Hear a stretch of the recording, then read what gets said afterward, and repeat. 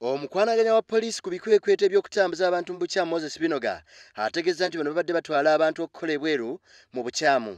Binoga agamba nti bano babadde balimbalimba abantu ensimbi ez'omusaala saako n'emirimu emikyamu ng'omuli okukuba obwamalaaya. Kino kiddiridde abantu abawerako okununulwa mu buddu mu mawanga ag'ebweru, bannayuganda abawerako batwalibwa okukola obuddu mu mawanga saako n'okubalimbalimba okufuna emisaala egitali mituufu. Omuwala ono oyo omu ku baatwalibwa mu buddu buno era poliisi n'emununula.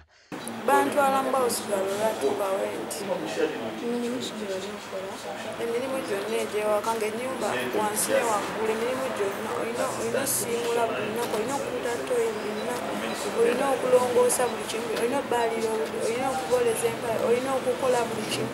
Waliwo engoye ezitali za mashini ng'olina ozikunya n'angalo, si buli lumu lwa mashini.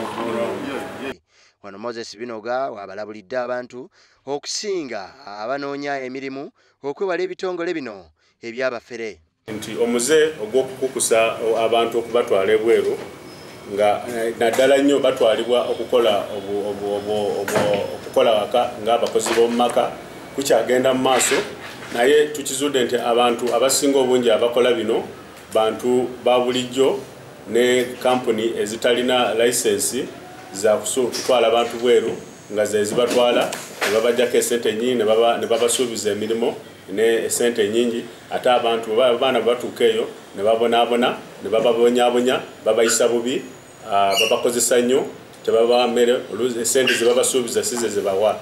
Binoga bw'atyo asabye abantu bonna okwegendereza ebitongole bino era n'alaga enkola entuufu erina okugobererwa.